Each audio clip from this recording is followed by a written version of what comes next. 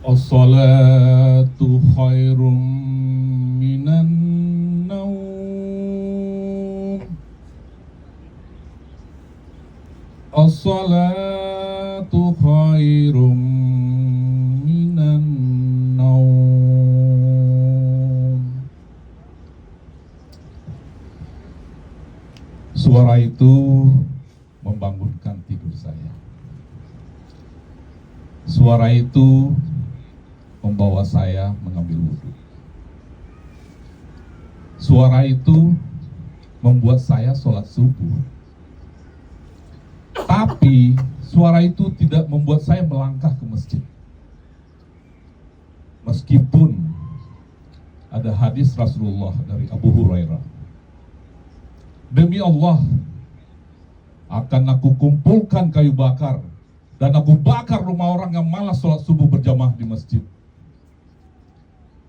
Itu pun tidak menggerakkan saya untuk sholat subuh berjamaah di masjid. Walaupun jarak masjid cuma 5 menit melangkah dari rumah. Saya terbangun saat mendengar suara azan subuh masuk ke telinga saya. Tapi kenapa tidak ada keinginan dan berupaya mendekati suara itu? Badan ini terasa berat, malas untuk melangkah menuju masjid. Toh sholat bisa sendiri di rumah. Allah kan maha mendengar doa hambanya dimanapun berada. Itu selalu alasan saya. 20 tahun yang lalu, saya tiba-tiba mendapat telepon dari Ustadz Umay, pimpinan Masjid Al-Nizam Rawasari dekat rumah saya.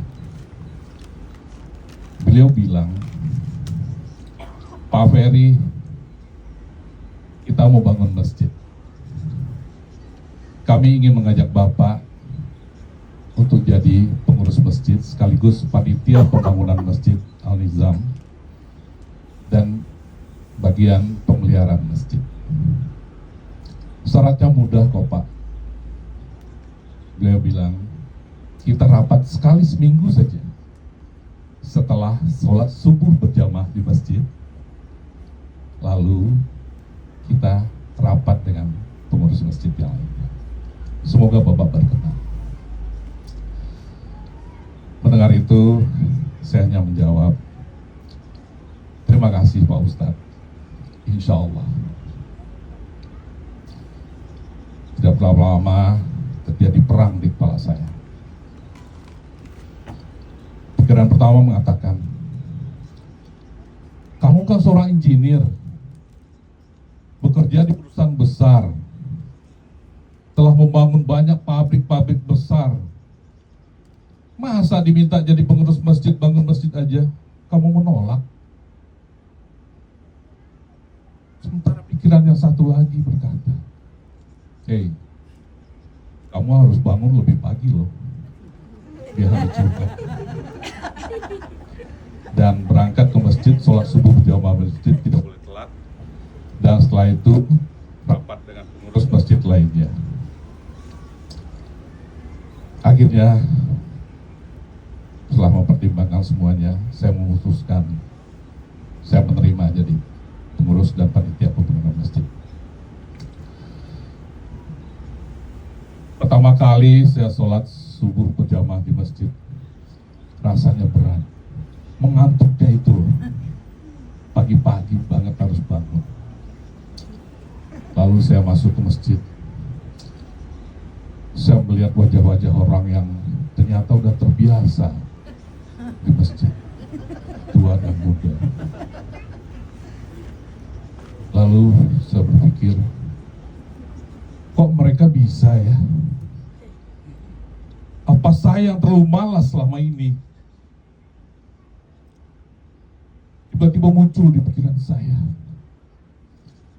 begitu banyak nikmat Allah yang telah Allah berikan pada saya dan keluarga. Karir saya lancar, diberikan harta yang cukup, badan yang sehat, anak yang pinter. Ini sih istri saya nonton. Anak saya juga nonton. Karena linknya tadi saya kirimin. Terus dan juga keluarga yang berbahagia. Dan tiba-tiba di kepala saya juga muncul begitu banyak doa ini itu yang saya panjatkan pada Allah. Minta ini, minta itu, minta dimudahkan segala urusan, diberikan rezeki yang cukup, dimudahkan, diangkat seluruh penyakit. Menyadari saya sholat subuh cuma 1 kali seminggu. Saya malu. Saya malu dengan diri saya. Saya malu dengan Allah yang begitu baik. Apa namanya jika Allah telah menyediakan begitu banyak pahala di saat salat subuh berjamaah di masjid. Bahkan saya pernah mendengar Ustadz menyampaikan sholat sunnah 2 rakaat sebelum sholat subuh itu lebih baik dari dunia dan seisinya. Saya cuma mengambil 1 hari saja. Itu apa namanya kalau bukan bodoh namanya? Saya juga teringat waktu saya kecil dulu di kota Bukit Tinggi yang sangat dingin. Saya ada 7 orang berdua anak ibu saya. Ibu saya selalu membangunkan anaknya, termasuk saya. Nama kecil saya waktu Boy. Boy, jago nak, capek lah nak jago. Ayo kita ke masjid nak. Pahalanya gadang nak. Allah maha baik. Kita syukuri nikmat Allah nak. Syukuri nikmat Allah nak. Itu yang selalu terngiang di kepala saya. Itu yang akhirnya saya dengan malas buka selimut, lalu saya ambil wudhu dan berangkat ke masjid sholat subuh berjamaah dengan ibu dan bapak saya. Bahkan saya sudah menikah pun, nih istri saya nonton nih, ibu saya nelfon subuh-subuh kring gitu kan. Saya udah ketakutan, saya bilang istri saya, bilang sama ibu saya lagi sok lagi ibu kamar mandi. Karena saya tahu ibu saya pasti nanyain, kamu udah sholat belum? Ini istri saya pasti tawa. Lalu, ya itulah. Ya Allah, sayang banget ibu saya sama saya. Bahkan sampai menikah pun dia selalu mengingatkan, dia tidak mau anaknya celaka. Dia ingin anaknya bahagia dunia dan akhirat. Mudah-mudahan almarhum dan almarhumah dilapangkan kubur. Saya juga teringat cerita dari Ustadz ya, waktu Ustadz ceramah masjid. Ada satu kisah mengenai sahabat Nabi namanya Syakban. Syakban itu bukan sahabat Nabi yang terlalu terkenal, tapi ada kelebihan Syakban. Syakban ini selalu hadir sholat subuh berjamaah di masjid, bahkan sebelum azan. Dan dia selalu duduk di pinggiran untuk tidak mengganggu jamaah yang lain. Suatu ketika Rasulullah tidak melihat Syakban. Bertanya pada sahabat yang lain, ada yang tahu mana Syakban? Satupun sahabat tidak melihat keadaan Syakban. Oke, kita sholat subuh berjamaah dulu. Akhirnya Rasulullah dengan sahabat sholat subuh berjamaah. Setelah saya sholat, kembali Rasulullah bertanya, ada yang tahu nggak rumahnya Syakban? Ternyata salah satu sahabat tahu tentang rumah Syakban. Ayo kita berangkat ke rumah Syakban. Berangkatlah mereka bersama-sama menuju rumahnya Syakban. Sesampai di rumah Syakban, Rasulullah mengetuk pintu dan keluarlah perempuan yang sambil menangis. Dia bertanya, kamu siapa? Dan mana Syakban? Perempuan itu menjawab, saya istrinya ya Rasulullah. Tadi Syakban telah berpulang rahmatullah pas sebelum azan subuh. Innalillahi wa inna ilaihi raji'un. Setelah itu istrinya Syakban bertanya pada Rasulullah, ya Rasulullah, tadi sebelum meninggal waktu sakaratul mautnya Syakban berteriak 3 kali, aduh, kenapa tidak makin jauh? Yang kedua, aduh, kenapa tidak yang baru? Yang ketiga, aduh, Waduh, kenapa tidak semua? Apa artinya itu ya Rasulullah?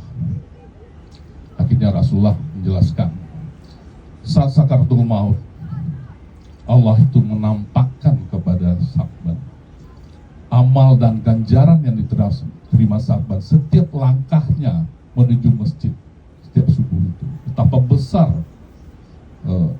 ganjaran yang diberikan Allah. Sa'ban menyesal, andaikan masjid itu lebih jauh dari rumah, pasti akan lebih banyak lagi dia akan mendapatkan pahalanya.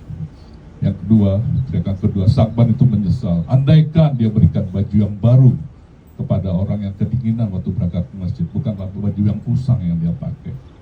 Yang ketiga adalah Sa'ban menyesal, andaikan dia memberikan roti semuanya, bukan setengah dari roti yang diberikan.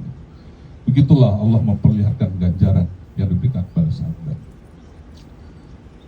Melihat begitu besarnya keutamaan salat subuh berjamaah di masjid, mendengar azan subuh sebagai panggilan cintanya Allah pada kita, merasakan nikmatnya sholat subuh berjamaah di masjid, berpikir bahwa hidup sini singkat, kesempatan untuk melakukan ibadah itu belum tentu selalu ada, menimbulkan tekad dalam diri saya, dan saya tanamkan dalam hati saya insya Allah akan istiqamah, konsisten, karena Allah sangat suka, sangat cinta dengan umatnya yang istiqamah menjalankan ibadah. Itu tidak akan selalu sholat subuh berjamaah di masjid. Walaupun itu berat awalnya, tapi setelah saya jalani itu jadi ringan. Yang tadinya adalah rasanya kewajiban, lama-lama menjadi kebutuhan, bahkan udah kenikmatan. Alhamdulillah. Dan cara saya untuk melakukan supaya saya konsisten, ya, istiqamah dalam menjalankan itu adalah satu, saya aktif jadi pengurus masjid, agar bukan saja jiwa saya, badan saya pun kan insya Allah setiap saat bisa aktif di masjid. Yang kedua, saya selalu tidur paling lambat jam 10 dan bangun setengah 4, dan saya jalankan hidupkan beker supaya saya tidak ketiduran, dan akhirnya saya sholat subuh berjamaah di masjid. Yang ketiga, saya sangat yakin, ini mungkin bakti saya pada ibu saya. Saya sangat yakin insya Allah kalau pahala yang saya terima juga akan mengalir kepada orang tua saya. Itu yang selalu yang mendorong saya untuk bisa istiqamah menjalankan sholat subuh berjamaah di masjid. Alhamdulillah saat ini saya rutin sholat subuh berjamaah di masjid. Saksinya istri sama anak saya, sama pembantu saya, yang selalu dia lebih bangun lebih dulu dari saya untuk bukain pintu dan pagar gitu kan. Jadi dia juga, pembantu saya 2 orang juga akan menyaksikan ini. Tidak berselang berapa lama, tak kenapa, saya dipromosikan menjadi direktur salah satu anak perusahaan BUMN yang cukup besar. 10 tahun saya jadi direksi di sana. 5 tahun direktur usaha, 5 tahun jadi direktur utama. Dan anak saya menjuarai Olimpiade Matematik Dunia yang mengantarkan dia mendapatkan beasiswa gratis kuliah di Indonesia, Singapura. Dan sekarang saya udah pensiun, alhamdulillah ada 2 perusahaan yang saya nggak tahu kenapa Allah tuh sering sekali memberikan rezeki yang tidak terduga-duga pada perusahaan saya ini, gitu. Hanya memperkerjakan orang. Saya nggak tahu apakah ini karena saya sholat subuh berjamaah di masjid.